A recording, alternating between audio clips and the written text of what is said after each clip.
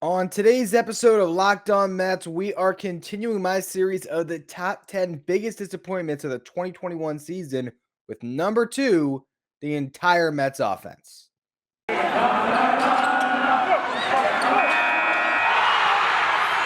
are Locked On Mets, your daily New York Mets podcast.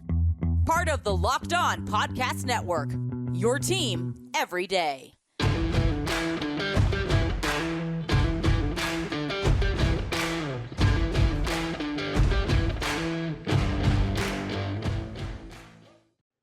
Hello to all you amazing Mets fans. You're listening to Locked On Mets, part of the Locked On Podcast Network, your team every day. Thank you for making Locked On Mets your first listen every day. Locked On Mets is free and available on all platforms, including YouTube. On today's show, we are continuing my series of the top 10 biggest disappointments of the 2021 season, and this one is a cumulative disappointment for the entire Mets offense.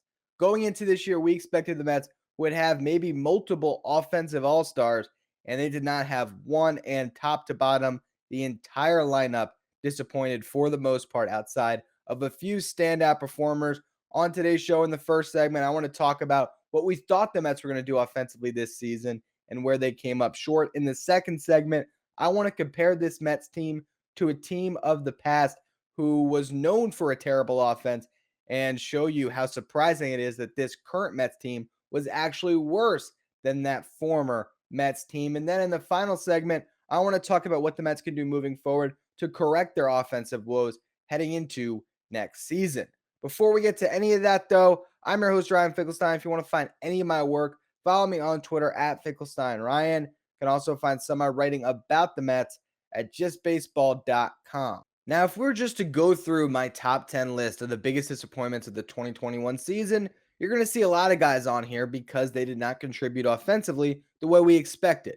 Starting off, you got number 10, Luis Guillorme, where his injuries robbed him of a chance to get steady playing time for the first time in his career. I'm not saying Guillorme would have changed the offense, but he's certainly been a good offensive player since the second half of the 2019 season. And when you had other guys who had to take those at-bats like Jose Peraza, Travis Blankenhorn, Brandon Drury had his moments, but overall still didn't have the best of seasons. You go top to bottom with all the different guys that took some at bats. Wilfredo Tovar got a little bit of run. Having Guillorme would have helped. You go to number 9, we have evaporation of pitching depth. Number 8 was Dominic Smith and JD Davis. That dilemma of what you do with those players continues. That certainly impacted the Mets. Dom had a great 2020 season, was not that this year. JD Davis did not have the worst offensive season, but did not hit the home runs, and the defense continued to be a problem. You go to number 7 on my list. I have Michael Conforto. Number 6, Jeff McNeil. Number 5, James McCann. Number 4, Brandon Nimmo, who was great when he was on the field, but was not on the field enough. And then number 3, yesterday's show, we talked about Carlos Carrasco, which does not file into a reason for the Mets offense not being successful, but the composite lands us at number 2. We thought the Mets were going to have a star-studded all-star team making up their lineup this year. You look at the career all-star appearances across the board. McCann was an all-star in the past. Alonso, McNeil, all-stars in the past. Lindor, multi-time all-star. Michael Conforto, an all-star. Brandon Nimmo could play at an all-star level and certainly did in 2018. Dominic Smith played at an all-star level in 2020. There was just no game. JD Davis, no one doubted him offensively. So there wasn't supposed to be big holes in this lineup. You were concerned about the defense at third base and in left field, but you weren't supposed to be worried about an offense here. And yet, if you look at this team outside of Pete Alonso, who met expectations, Brandon Nimmo, who again, when on the field, met expectations, and Jonathan Villar, who exceeded my expectations. I mean, there's not a single hitter in this lineup that you look at and say, yeah, you met expectations. You had a good year. Or even, to another extent, you exceeded expectations. You usually need some guys to step up and do more than you expected. And the Mets didn't have that at all. Again, outside of Jonathan Villar, because expectations were so low and he had a strong year. But this team never came together offensively. And if you look at Zip's projections going into the season for the Mets and this lineup and the home runs they were going to hit, You take that starting 8, you throw in Pilar, Nito, Villar, and Guillorme off the bench. Zips had the Mets at hitting 231 home runs for their top 12 offensive players. Instead, that group hit 149 home runs, almost 100 less than what they were projected to do, what you were expecting. Now, as a team altogether, and that's including getting, home runs from Jose Peraza and Brandon Drury and all these other guys, the Mets had 176 home runs this year. That is a stark drop off from what they did in 2019. I know it was a juice baseball, but still, and a stark drop off from the clip that they were hitting home runs in the 2020 season, although that was a shortened campaign. The Mets averaged 3.93 runs per game in 2021. 2020, they averaged 4.77 runs per game. 2019, they averaged 4.88 runs per game. This team was supposed to score way more than 4 runs a game, and they didn't even get to that mark. Francisco Lindor was supposed to change the lineup. He was supposed to be an all-star. And I've defended Lindor many times in the past, and I do believe his season was better than it's been made out to be. At the same time, though, you expected him to be better than just a league average hitter, and that's what his stats ultimately showed when the season was done. A little bit above average. He did hit 20 home runs, but you had a 3 home run game in September. I believe he hit 8 or 9 in September to get to that mark. That shows you leading up to that point, he just was not the power hitter you were expecting. Dominic Smith, JD Davis, Jeff McNeil, Brandon Nimmo, none of them hit the home runs you would have expected. And really, outside of Pete Alonso, no one did. And that is the problem with this team. They hit the ball on the ground all the time. They didn't get the ball in the air. And also, they were terrible with runners in scoring position. And so when you combine the approach, the inability to get those runners in, the inability to hit the ball out of the ballpark, of course, this Mets team is still, one of the worst offenses, or was one of the worst offenses in baseball, and is sitting on the sidelines right now because they did not fulfill the potential that we thought of them going into the season. And the craziest stat to me, what we're going to talk about in just a minute here, is to go back and look at the 2018 Mets, right? That team was awful. Jacob deGrom barely gets to 10 wins on his final start in a Cy Young season where he was spectacular. The lineup around him just awful day in, day out. Jose Reyes hitting below the Mendoza line, but still playing almost every day. Jose Batista was one of the better Mets that year when you had a group of Austin Jackson, who I don't even remember being a Met, and you just had a complete roster full of 30-year-old players who were journeymen, and the team just never came together. David Wright never played. Yoenis Cespedes didn't play enough. I mean, the entire thing was just in complete shambles that year. Yet, with all that said, and we're going to talk more about it in a minute, the Mets averaged 4.17 runs per game that year. The 2018 Mets were a better offensive team, with Wilmer Flores getting a majority of the playing time at first base over a team that had Pete Alonso hitting 30-plus home runs. That should tell you all you need to know. We're going to talk about it more in just a minute. This episode is brought to you by Spotify Green Room. Spotify Green Room is the first social audio platform made for sports fans. The app is free to download, and once you're in, you can talk with me, other fans, athletes, and insiders in real time about your favorite team or sport. Yes, you can finally join in on the conversation you listen to here every day. You'll find fans just like you on Green Room for watch parties, debates, post-game breakdowns, and of course, reacting to big news or rumors. All you have to do is download the free Green Room app now, which is currently available on all devices. Be sure to create your profile, link your Twitter, join the MLB group for the latest league updates. Follow me at Finkelstein Ryan, and you'll be notified when my room goes live. I know you won't want to miss it. I will be live throughout the offseason. I can't wait to hear everyone's thoughts on the Mets. I'll see you there. Spotify Green Room, changing the way we talk sports. So when comparing the 2018 Mets to the 2021 Mets, I just want to go through the names here of the players at each position and which group would you think was going to be more productive. At catcher, 2021, you got James McCann and Tomas Nido. McCann, the number 2 free agent catcher on the board, coming off an all-star season in 2019, an incredible shortened campaign in 2020, and we know what happened. For the 2018 Mets, you had Devin Mazerosko and Kevin Plawecki getting a majority of the playing time. Those catchers hit 17 home runs in 2018. This year's group hit 13. with McCann and Nito. You go to first base, Pete Alonso compared to Wilmer Flores, Adrian Gonzalez, Dominic Smith, Jay Bruce got some time at first that year. Obviously, Pete outshined all of those guys, but to think that the offense that Alonso is anchoring ended up being worse than that one is still stunning. Second base, Asdrubal Cabrera compared to Jeff McNeil. Going into this year, you'd say, Jeff McNeil, come on. Come on. Jeff is he's gonna go up and he's gonna put together a 4.5, maybe a 5 WAR season. He's gonna hit 300, get on base at least a 380 clip, gonna go up with a WRC plus of 135. Just be an all-star once again. Finally gets to play second base every day, his natural position. He'll be comfortable next to Lindor, all that good stuff. Well, he landed on the top 10 disappointments list for a reason, did not have a good season. And a couple years ago, Asdrubal Cabrera at 32 outperformed what McNeil did this year in the middle of his prime. You go to shortstop, Ahmed Rosario compared to Francisco Lindor. Rosario was not as good of a player in 2018 as Lindor was this year, but still, Lindor should have been head and shoulders better, and he wasn't, at least offensively. Defensively, we know the difference there. I mean, Lindor was head and shoulders better than Rosario and is the best shortstop in the sport. So that was a big benefit of having Lindor as part of this team. But again, the offensive upgrade just was not what we expected it to be. Go to third base. This is actually my favorite comp. You got Todd Frazier versus Jonathan VR. Both of them had exactly 18 home runs and 18 doubles in their respective seasons with the Mets.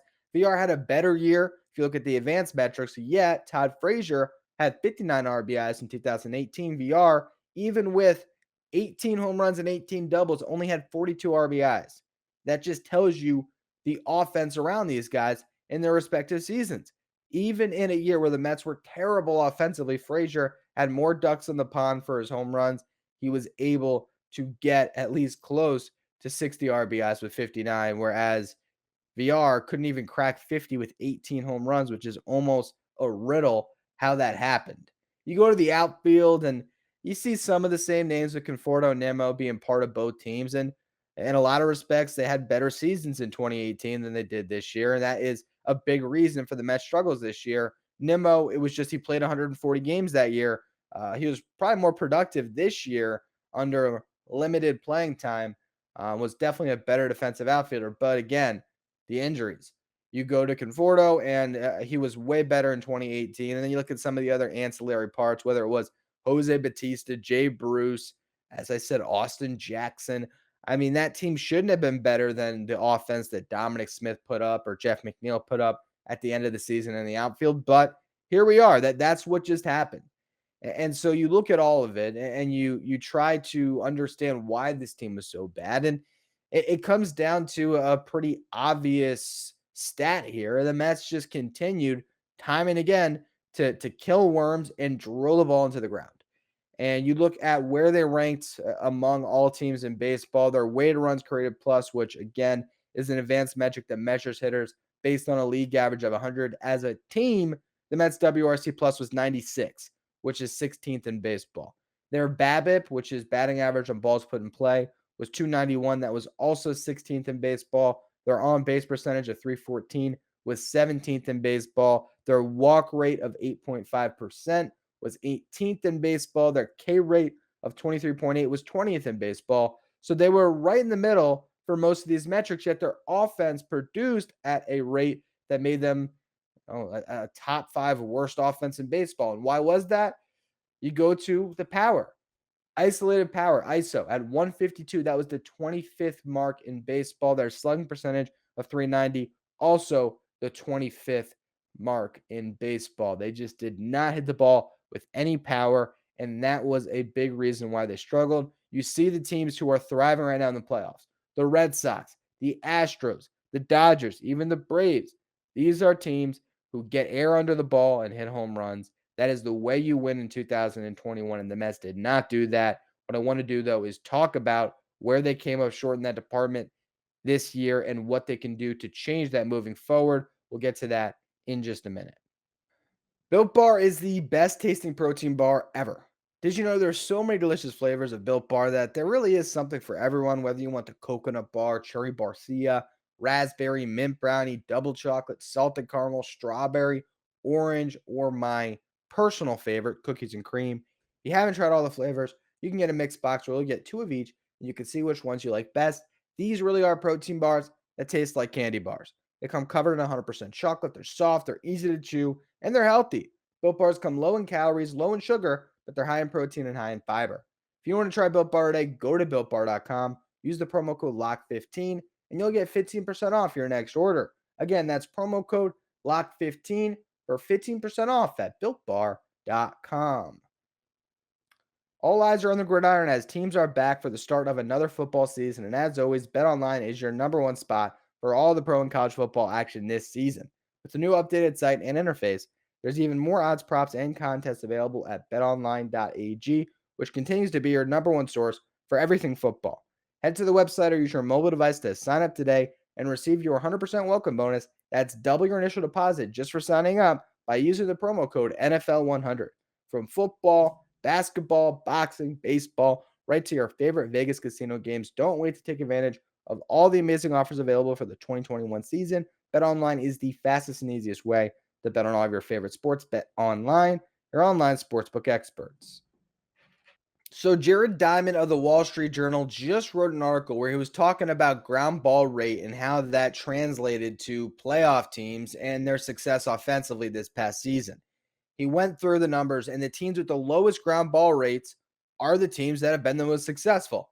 The number one team when it comes to the lowest ground ball rate was the Giants. Then you had the Braves, then you had the Dodgers, then you had the Red Sox, the Blue Jays, then the Cardinals, and then the Astros. The Blue Jays, the only one of those teams that did not make the playoffs, but their offense was certainly not the reason. It came down to the final day of the season for Toronto to end up missing out on the playoffs. So clearly they were good enough, but it just comes down to that ability. Can you hit the ball in the air? And it's not just about hitting home runs, although that is clearly a big byproduct of hitting the ball in the air. It's also the fact that these teams now are shifting their defenses in the infield at a rate where they know your tendencies. And it's going to be harder than ever to get the ball through the infield on the ground. It's just not easy to do anymore when you're a lefty who pulls the ball all the time and you got an extra infielder over there. If you're a righty now, they're doing the same thing, or even just the alignment inside. I was watching a playoff game the other day, and they were looking at the hitter's tendencies and where they sprayed the baseball, what percentage of the time it went towards third base, what percentage it went towards shortstop, and all those different avenues. And there was a fielder in every single part of that pie chart or that spray chart, I should say, where the other team had their defense aligned perfectly based on the hitter's tendencies. So it's harder than ever to actually find success hitting the ball on the ground. Tony Gwynn would be in trouble nowadays. The difference nowadays, you have to hit it over the shift. You have to find those gaps. You have to hit those home runs. And the Mets just did not do that this season. And that's why they were one of the worst offenses in baseball. You look at their ground ball to fly ball rate at 1.26 this year, ninth worst mark in baseball. Their ground ball rate of 44% was the 10th highest mark in the game. Their fly ball rate of 35% was the 23rd lowest. What's interesting about the Mets, you could say, all right, well, they probably had bad plate discipline. They weren't identifying the pitches they should swing at. Well, that's not the case. When it comes to zone percentage, which is swinging at pitches that are in the zone, the Mets swung at 71.5% of those pitches. That is the fourth best mark in baseball.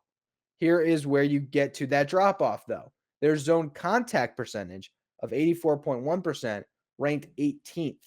Zone contact percentage is the amount of times contact is made in the zone divided by the amount of times you swing in the zone. So the Mets were not squaring the ball up. They were fouling it off a bunch. They were not making contact a bunch. We've talked about those struggles for a lot of hitters on the Mets. James McCann and Jeff McNeil are the first two that just popped to mind in this series, the top 10 biggest disappointments of the 2021 season. We talked about just that. Their plate discipline wasn't bad. It was their ability to make good contact, put a good swing on the ball, and get air under it. I remember early in the season with Francisco Lindor, we saw something very similar. That was his problem. He wasn't having any issues getting his walks. He wasn't striking out more. He just was not making solid contact. I don't know what went on this year. I don't know what a change in hitting coach is going to do. I can't tell you. I really don't know. Maybe the Mets this year were getting so much information that they were analyzing the zone better than ever. Their plate discipline was great, but these guys weren't used to it and they struggled. Maybe it's because you had guys who went from getting absolutely no information in the Wilpon era to suddenly having too much information to deal with. I mean, you're talking about Michael Conforto, Jeff McNeil, Dominic Smith. JD Davis did come from the Astros background, but he didn't have success in it. Found more success when he went to the Mets with less analytics.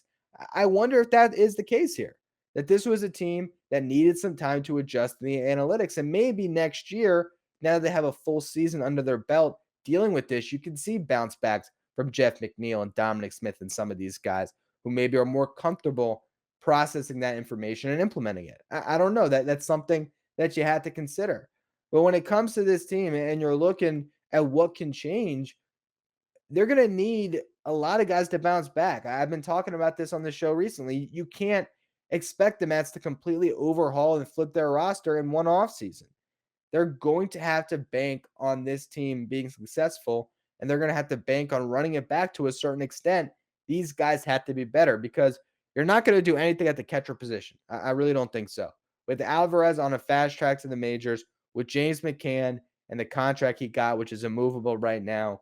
Well, it's not immovable. It's not a crazy salary, but I don't imagine the Mets would be trying to move that contract, or a team would be willing to give anything of value for that contract right now. So you're going to go into next season with McCann and Nito behind the plate. You're set with Alonso at first, Francisco Lindor, your shortstop, Jeff McNeil, Brandon Nimmo. They're going to be starting somewhere. You're already talking about 5 of your 9 positions in the lineup locked up. Depending on who gets moved, you have to get at bats for Dom, JD, Robinson, Cano. I mean, there's just a lot of mouths to feed already. And these are all supposed to be good offensive players.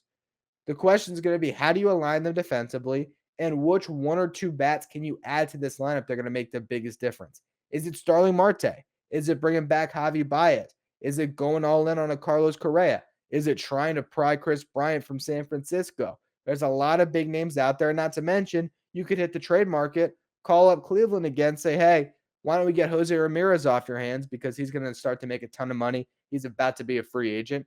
And maybe you reunite him with Lindor. There's a lot of ways the Mets can play this offseason. But the biggest problem for the team this year and why they weren't successful, it is because they could not hit, and they certainly could not hit for power, and they were hitting the ball on the ground way too much.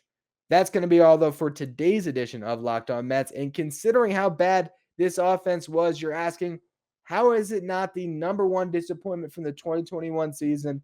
For me personally, the reason is because Jacob deGrom and the season he was on in the first half, that's the biggest disappointment, is that he could not complete that season. I want to talk about Jacob deGrom tomorrow, how he had a chance, if not for COVID and some of the things that have transpired over the last 2 years here, to go on one of the greatest runs of pitching in MLB history from 2018 through 2021. There is a world where Jacob deGrom wins 4 straight Cy Youngs and puts himself in a position that few pitchers have ever done before. We're going to talk about all that tomorrow. Thank you for making Locked On Mets your first listen every day. You can follow Locked On Mets wherever you get your podcast. You can follow me on Twitter at Finkelstein Ryan. Follow the show at Locked On Mets. Now for your second listen today, check out the Locked On MLB podcast. Sully has you covered for everything going on with the MLB playoffs this October. Follow Locked On MLB wherever you get podcasts.